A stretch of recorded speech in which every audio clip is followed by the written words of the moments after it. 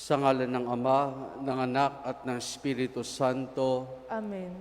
sumainyo ang Panginoon. At sumaiyo rin. Mga kapatid, ngayong araw ay ating ginugunita si Santa Agnes, isang dalaga at martir ng ating inang simbahan. Siya po'y nabuhay ng kalagitnaan ng ika-13 siglo mula po sa isang pamilya mayaman ng mga Romano. Sa edad na 12 o mas bata pa, itinalaga na niya kanyang sarili para sa ating Panginoon. Nagtataglay ng kagandahan kung kahit maraming mga nagnanais na manligaw sa kanya, pero lahat ng ito ay hindi niya pinagbigyan dahil nga sa kanyang pananampalataya at pagmamahal sa ating Panginoon. Nang dahil dito, ang sa kanyang mga manliligaw ay isinumbong siya sa impero ng Roma sa kanyang pagiging Kristiyano, kung kaya dito naging dahilan upang siya ay usigin. Una, sa edad na 12 ay pinakita sa kanya ang mga gagamitin sa kanyang mga pamamaraan para sa pagpapahirap, sa pag-asa nila na matatakot ito kung kaya tatalikuran niya ang kanyang pananampalataya sa ating Panginoon, pero hindi ito nakaantig sa damdamin ni Santa Agnes kung kaya tinatili siyang tapat sa ating Panginoon. Maraming mga kwento tungkol sa pamamaraan ng kanyang pagkamatay. Meron nagsasabing siya ay sinunog, pinugutan ng ulo, pero ang mahalaga dito ay namatay siya bilang isang martir ng ating Panginoon na sa edad na 12 ay inihandog niya kanyang buhay sa ating Panginoon sa kanyang katapatan sa ating pananampalataya. Mga kapatid, sa pasimula po ng ating pagdiriwang ng banal na misa upang tayo maging marapat pakibahagi, aminin natin ang ating mga kasalanan. Inaamin ko sa makapangyarihang Diyos at sa inyo mga kapatid, na lubha ako nagkasala sa isip, sa salita at sa gawa, at sa aking pagkukulang. Kaya isinasamo ko sa mahal na Birheng Maria, sa lahat ng mga anghel at mga banal, at sa inyo mga kapatid na ako'y panalangin sa Panginoong ating Diyos. Kaawaan tayo na makapangyarihang Diyos, patawarin tayo sa ating mga kasalanan at patnubayan tayo hanggang sa buhay na walang hanggan. Amen. Amen.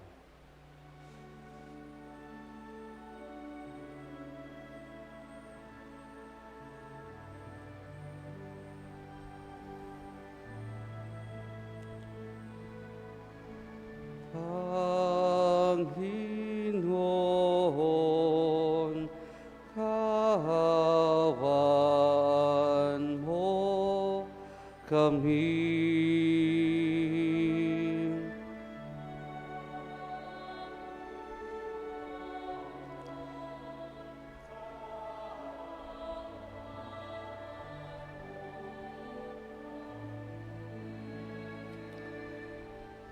Kristo, kahawan mo kami.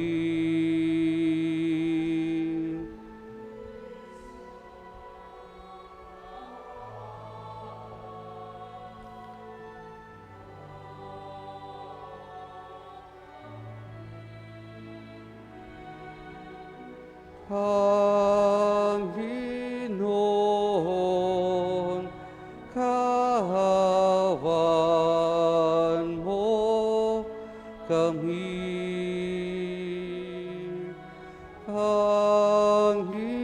Panginoon, kahawan mo kami. Manalangin tayo. Ama naming makapangyarihan, pinili mo ang mahihina sa turig ng sanlibutan upang hiyain ang mapagmalaking malalakas. Ngayong aming pinagdiriwang ang pagsilang sa kalangitan ng iyong martir na si Santa Agnes, kami naway pagbigyan mong makasunod sa pagiging matatag sa pananampalataya ayon sa pinamalas siya sa pamamagitan ni Jesus, kasama ng Espiritu Santo magpa sa walang hanggan. Amen. Amen.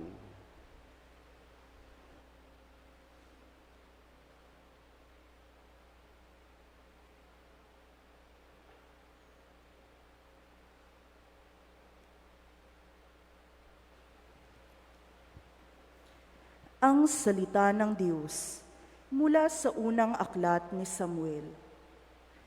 Noong mga araw na iyon, pumili si Saul ng 3,000 Israelita at isinama sa paghahanap kay David sa bundok ng mailap na kambing.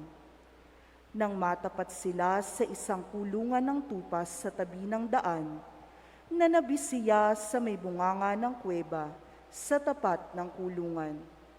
Samantala, sina David ay nagtatago sa loob ng kuwebang iyon.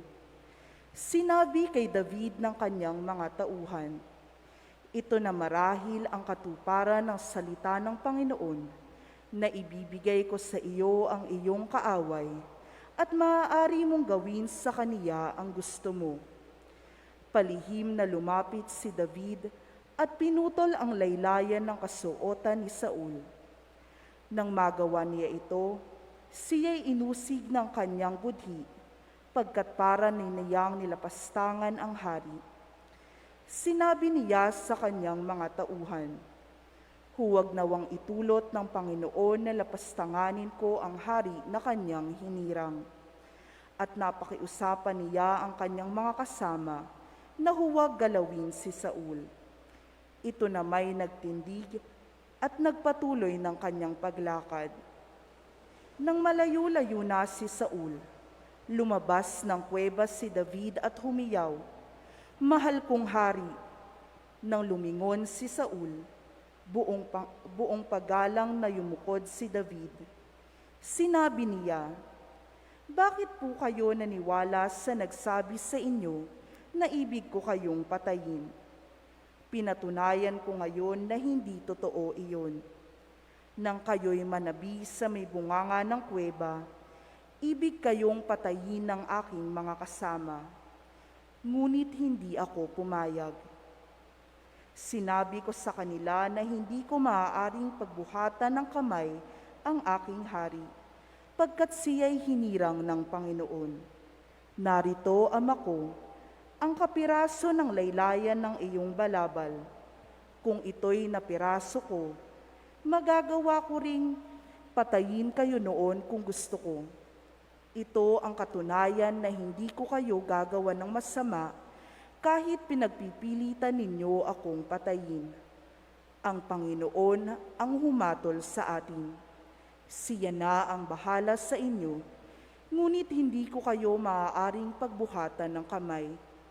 Gaya ng ating kasabihan, masamang tao lamang ang gumagawa ng masama, ngunit ako ay di maaaring magbuhat ng kamay sa inyo. Sino ako upang paghanapin ng hari?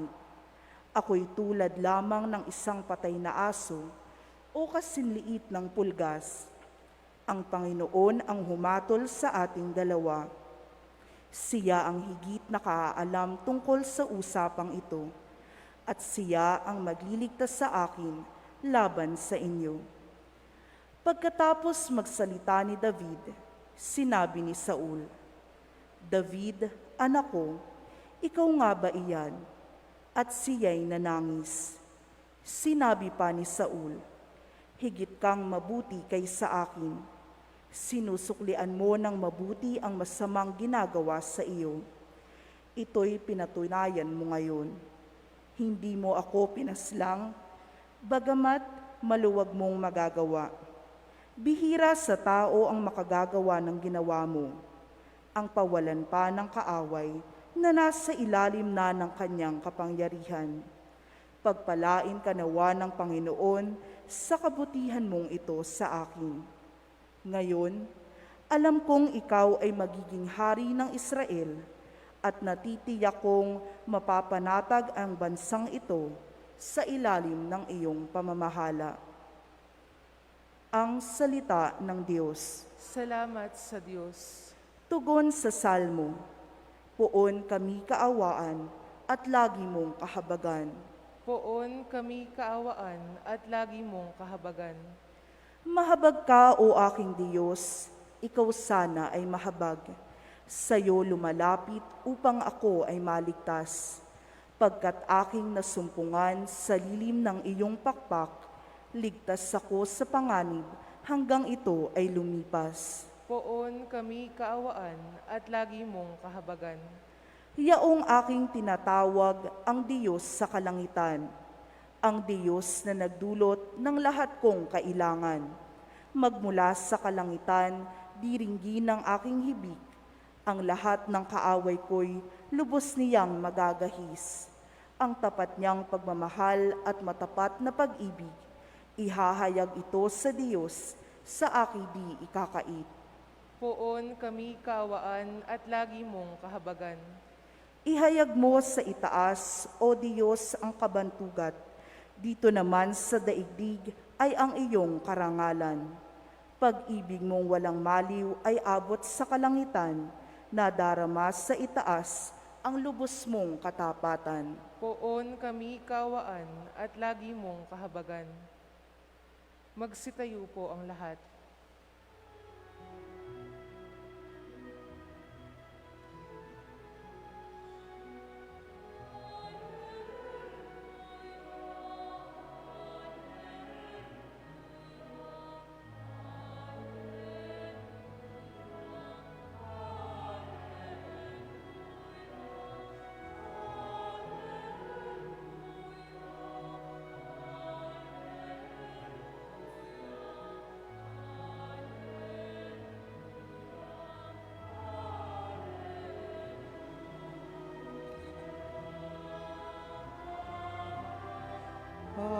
Hallelujah, hallelujah, hallelujah, hallelujah, hallelujah, hallelujah, hallelujah, hallelujah.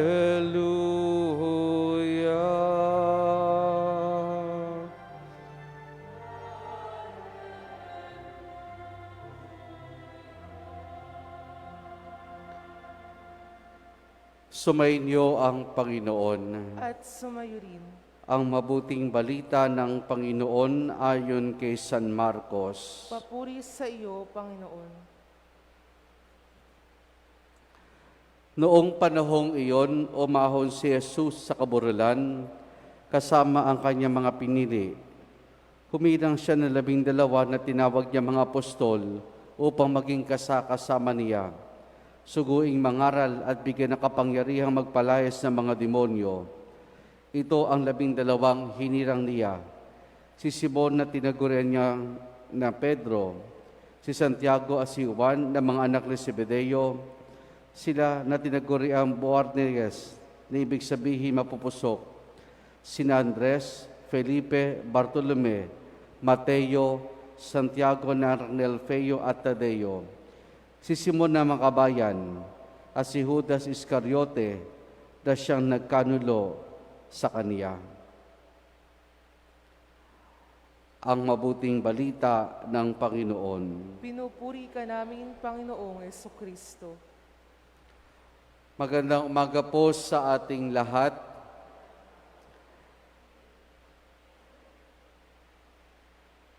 Sa mabuting balita na ating napakinggan ay ating natunghayan ang paghirang ni Jesus sa makakasama niya na tinawag niyang apostol. Noon ay ang tawag sila mga alagad sapagkat sila'y tinuturuan pa ng ating Panginoon. Pero ngayon ay nang tinawag na silang mga apostol, na ibig sabihin, sila'y mga sinusugo na ng Panginoon.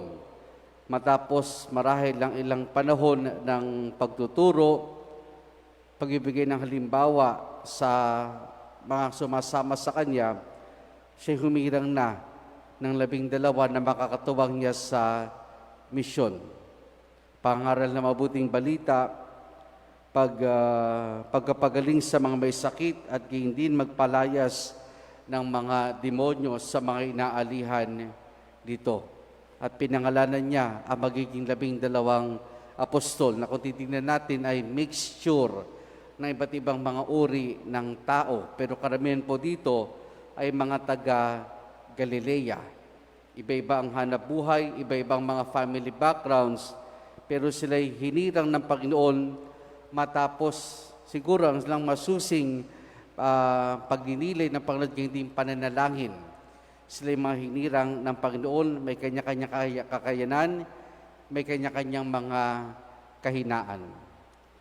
Ngayon, sa ating pong unang pagbasa mula po sa aklat ni Propeta Samuel ay ating natunghayan ang patuloy na kwento sa buhay ni Samuel, ni David at gayon din ni Saul.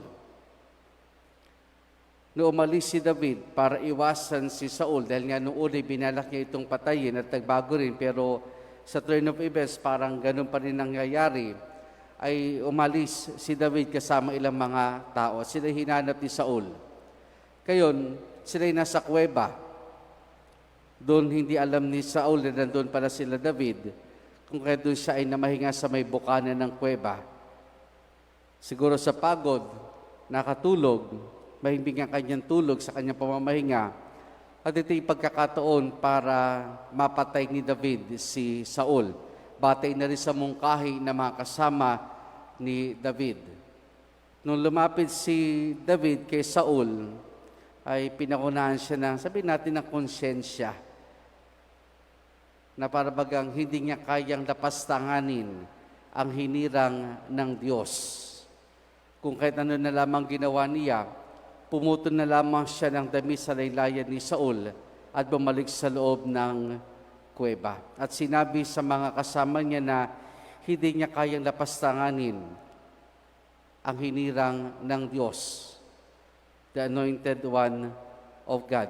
At matapos ito, lumabas si David, pinakita kay Saul yung kinuha niyang pinutol ng laylay ng kanyang damit na sinabi niya na kung meron, binigyan ako ng pagkakataon na mapatay ka pero hindi ko kayang gawin.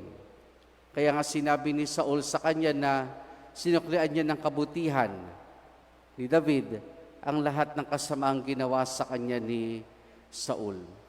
Pero bukod siguro sa hindi kayang napasanganin ni David si Saul, ang hinirang na hari, malamang ay pumasok din sa isip ni David na siya sa hinaharap ay magiging hari. At yung anumang ehemplo, halimbawang makikita sa kanya ng mga tao sa paligid niya, yun ang posibleng maranasan din niya. Kung lalapasanganin niya ang hari, hindi malayo na kapag siya na ang hari, ay meron ding lumampastangan sa kanya, meron din magtangkas sa kanyang buhay.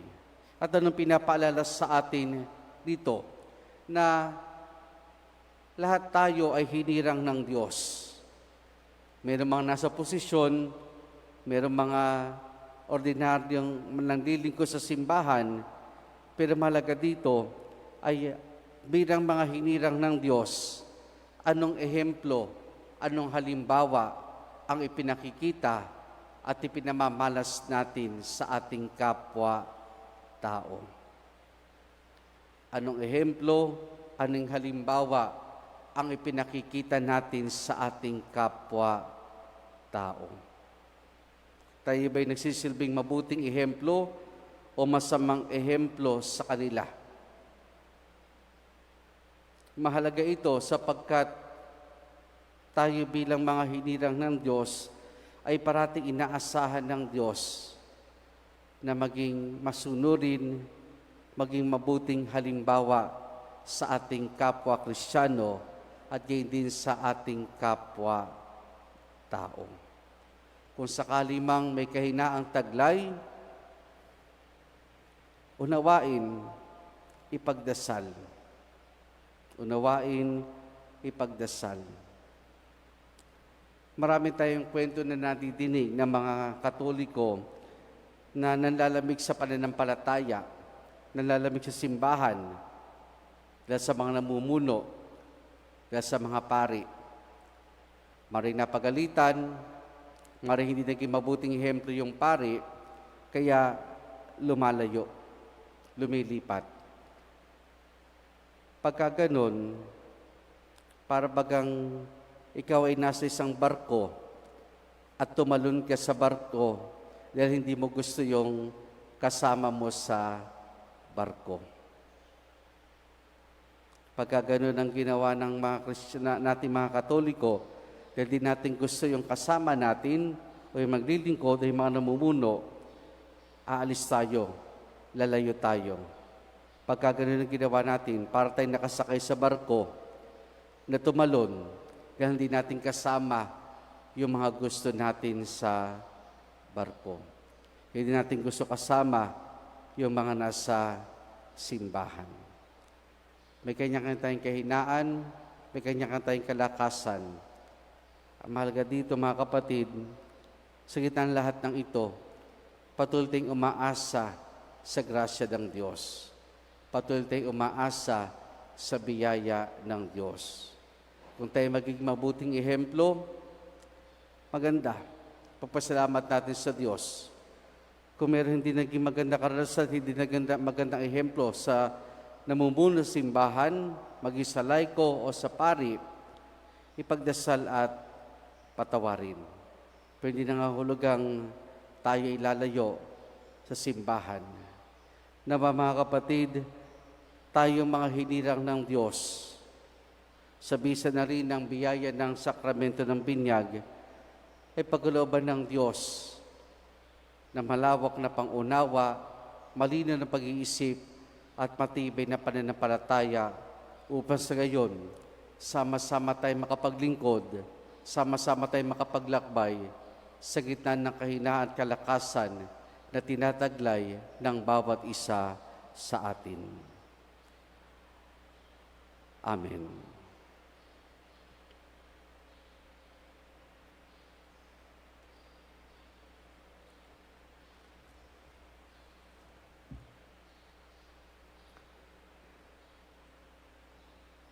Bilang banal na bayan na tinawag ng Diyos sa iba't ibang pamamaraan upang ipalaganap ang mabuting balita ng kanyang paghahari, iluhog natin ang ating mga pangailangan sa Ama na nag-aaruga sa atin, ating itutugon. Diyos na tumawag sa amin, ibahagi mo sa amin ang iyong kapangyarihan. Diyos na tumawag sa amin, ibahagi mo sa amin ang iyong kapangyarihan. Ang mga tinawag sa simbahan na mamuno sa bayan ng Diyos, naway magkaroon ng tapang na ipalaganap ang Ebanghelyo ni Jesucristo saan mang sulok ng mundo, manalangin tayo sa Panginoon. Diyos na tumawag sa amin, ibahagi mo sa amin ang iyong kapangyarihan. Ang mga naghahanap sa Diyos, naway matagpuan nila ang kaliwanagan at buong kaloobang tumugon sa paanyaya ng Diyos na makasama niya. Manalangin tayo sa Panginoon.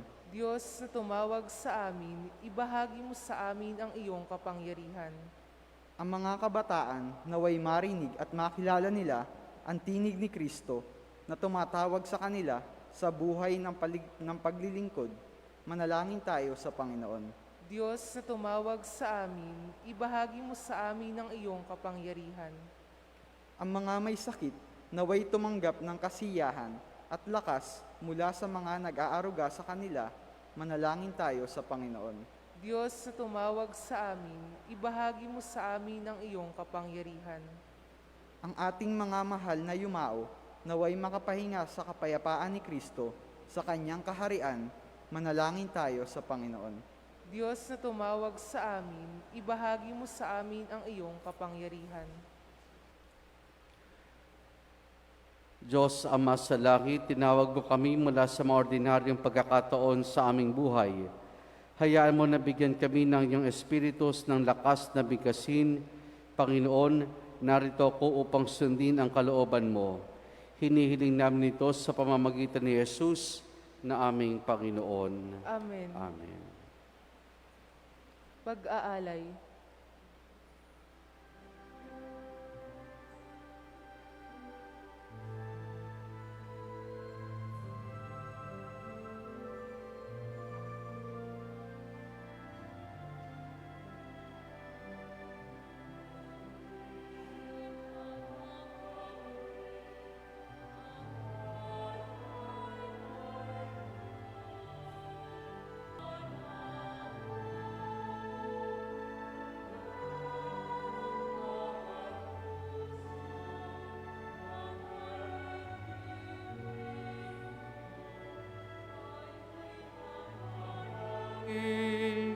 nagmamahal sa'yo.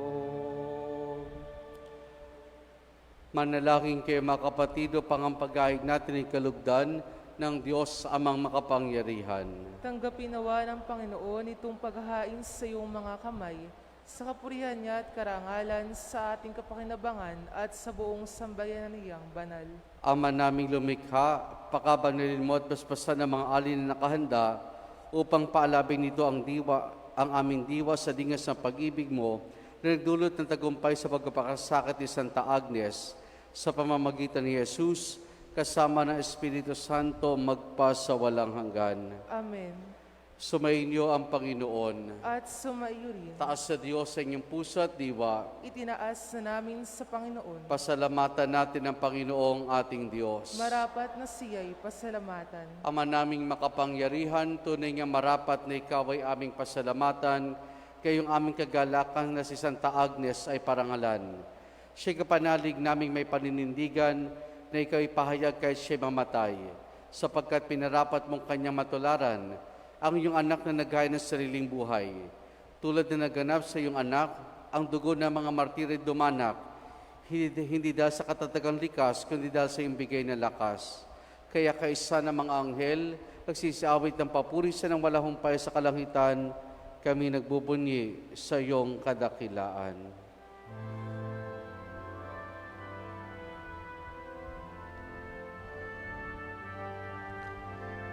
Santo, Santo, Santo, Diyos makapangyarihan, puspos ng walhati ang langit at lupa. Hosana, Hosana sa kahitasan, pinagpalang narito sa ngalan ng Panginoon. Hosana, Hosana sa kahitasan.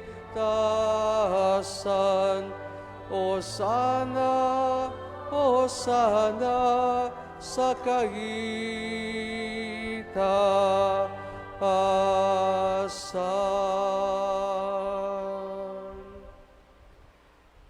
Ama naming banal, ikaw ang bukal ng tanang kabanalan. Kaya sa pamamagitan ng Espiritu, gawin mong banal ang mga kaloob na ito upang para sa amin maging katawan at dugo ng aming Panginoong Hesukristo. Bago niya pinigpis ang kusa loob na maging handog, hinawakan niya ang tinapay, pinasalamatan kaniya, pinaghati-hati na yon. Iniabot sa kanyang mga alagad at sinabi, tanggapin ninyo lahat ito at kanin itong aking katawan na ihahandog para sa inyo.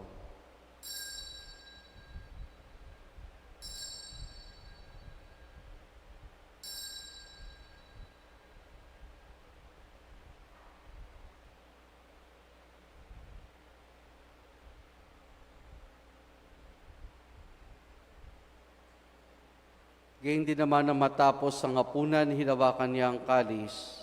Muli kanyang pinasalamatan.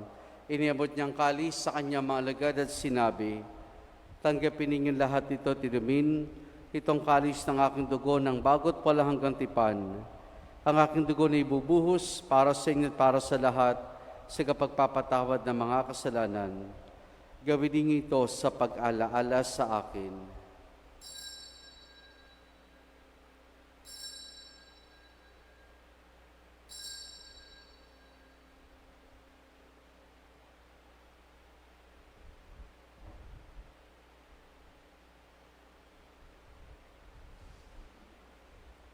Ang misteryo ng ating pananampalataya. Aming ipinahahaya na namatay ang iyong anak, nabuhay bilang Mesiyas at magbabalik sa wakas para hayag sa lahat. Ama, ginagawa namin ngayon ang pag-alaala sa pagkamatay at muling pagkabuhay ng iyong anak Kaya tiyalay namin sa iyo ang tinapay na nagbibigay buhay at ang kalis na kakaloob ng kaligtasan. Kami nagpapasalamat dahil kami minarapat at tumayo sa harap mo para maglingkod sa iyo. Isinasamo namin kaming magsasalo-salo sa katawan at dugo ni Kristo ay mabuklod sa pagkakaisa sa pamamagitan ng Espiritu Santo. Ama, lingapin mo ang simbahan laganap sa buong daigdig. Puspusin mo kami sa pag-ibig kaya ni Francisco naming Papa at ni Dennis naming Obispo at ng Tanang Kaparian. Alalahanin mo rin mga kapatid naming nahimlay na may pag-asang sila'y muling mabubuhay, gayon din ang lahat ng mga pamanaw at mga kaluluwa sa purgatorio. Kaawan mo sila at patuloyin sa iyong kaliwanagan. Kaawaan mo at paging dapati kami lahat na makasalo sa iyong buhay na walang wakas. Kaisa ng mahal na Birheng Maria na Ina ng Diyos, ang kanyang kabiyak ng puso, si San Jose. Kaisa ng mga apostol, ni San Juan Bautista, Santa Agnes, at ng lahat ng mga banal na namuhay dito sa daigdig ng kalugod-lugod sa iyo, maipagdiwanawa namin ang pagpupuri sa kararangal mo sa pamamagitan ng iyong anak na aming Panginoong Heso Kristo. Sa pamamagitan ni Kristo, kasama niya at sa Kanya, ang lahat ng parangal papuri sa iyo, Diyos amang makapangyarihan, kasama ng Espiritu Santo, magpa sa walang hanggan. Amen. Amen. Amen. Amen.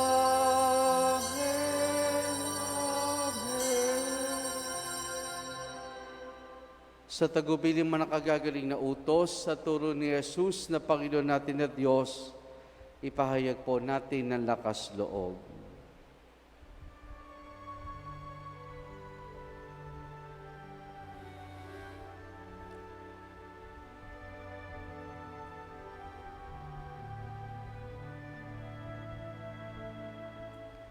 Ama namin, sumasalangit ka, sambahin ang ngalan mo. Mapasa amin ang kaharian mo, sundin ang loob mo dito sa lupa para nang sa langit. Bigyan mo po kami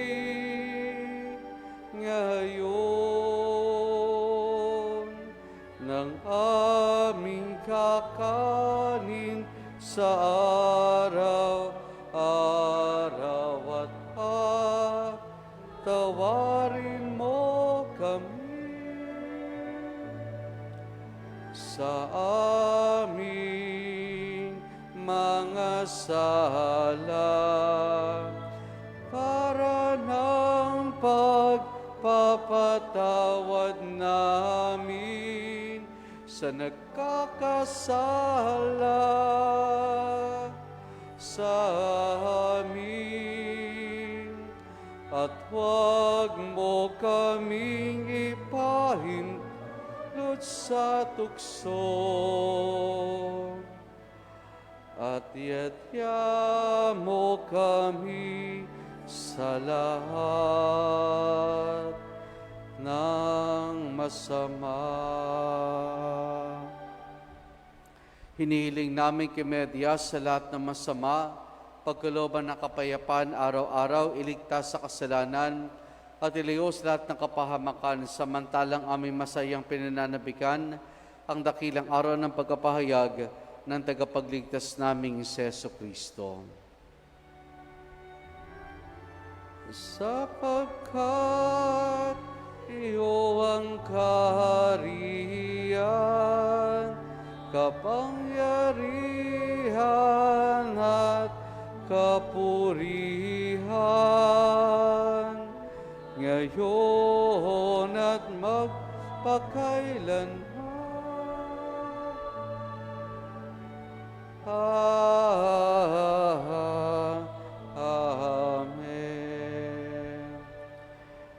Panginoong Kristo, sinabi mo sa iyong mga apostol, kapayapaan na iniwan ko sa inyong aking kapayapaan na ibinibigay ko sa inyo.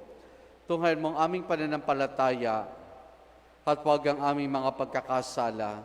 Pagkalooban mo kami ng kapayapaan at pagkakaisa ayon sa iyong kalooban, kasama ng Espiritu Santo magpa sa walang hanggan. Amen. Ang kapayapaan ng Panginoon ay lagi nawang sumainyo. At sumaiyo rin. Mga kapatid, maghangad at magbahagi po tayo ng kapayapaan ni Jesus sa isa't isa. Peace be with you po. Peace be with you. Peace be with you.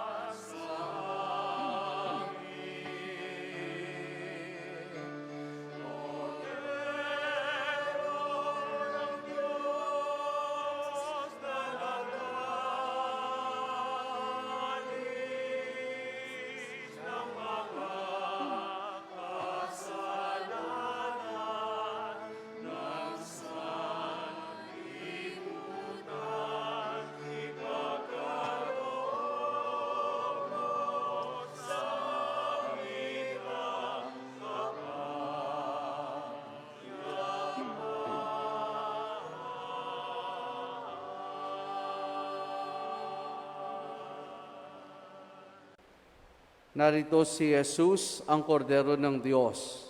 Siya nagaling sa mga kasalanan ng sanlibutan. Mapalad ang mga inaaniyahan niya makiisa sa kanyang banal na piging. Panginoon, hindi ako karapat-dapat na magpatuloy sa iyo, ngunit sa isang salita mo lamang ay gagaling na ako.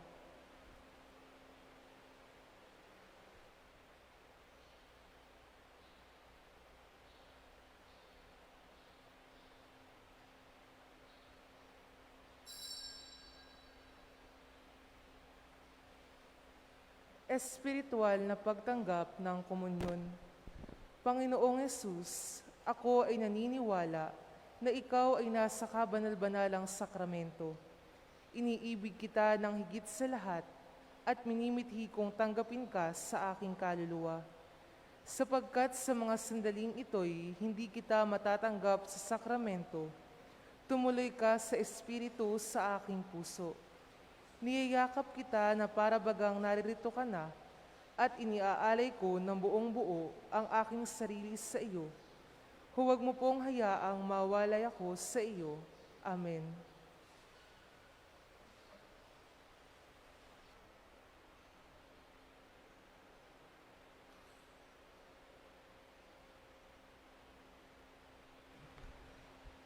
Manalangin tayo. Ama naming mapagmahal, ang tinanggap naming banal na paikinabang ay magdulot nawa sa amin ng katatagan na nagkaloob ng katapatan sa paglilingkod at tagumpay sa pagtitiis ng pagsubok sa iyo martir ni Santa Agnes sa pamamagitan ni Jesus kasama ng Espiritu Santo magpa sa walang hanggan. Amen. Sumainyo ang Panginoon At sumaiyo rin. at pagpalain tayong lahat ng mabutit mapagmahal na Diyos Ama, Anak, at Espiritu Santo. Amen. Naialay na po natin ang pagdiriwan ng banal na misa, kumain tayong taglay ang kapayapaan at pag-ibig ng Panginoon. Salamat sa Diyos. Purihin po natin ang ating Panginoon.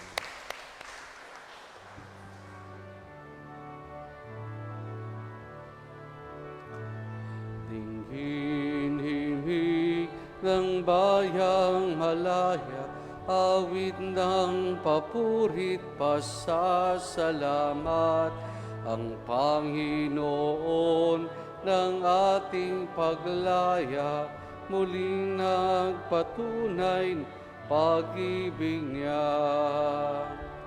Nakita ng Panginoon